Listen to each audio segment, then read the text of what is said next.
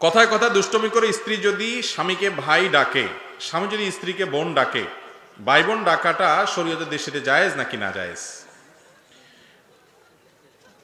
আমাদের সমাজে মহব্বতের চোটে আমরা যে আরো কত কিছু করি, অনেকে এই কাম করে যে স্বামী তার স্ত্রীকে কি বলে, বোন ডাকে, আবার স্ত্রী তার স্বামীকে ভাই ডাকে। আবু দাউদের এক হাদিস থেকে আমরা জানতে পারি যে এক ব্যক্তি নবী করিম সাল্লাল্লাহু আলাইহি সাল্লামের যুগে তার সময় এরকম, তিনি পুরুষ ছিলেন, তার স্ত্রীকে তিনি বোন ডেকেছেন, হে বোন আমার, এরকম বলেছেন।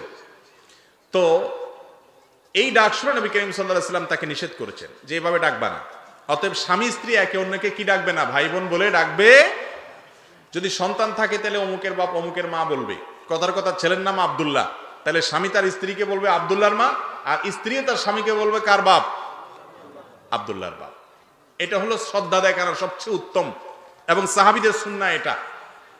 আর অন্য কোনো উপায়ে তো ডাকতে পারেন। আমাদের দেশে আপনার সাধারণত গ্রাম দেশে দেখা যায় এখনো মা চাচিদের মধ্যে এই প্রচলন আছে যে মুরব্বীদেরকে স্বামীদেরকে ডাকার সময় কি বলে,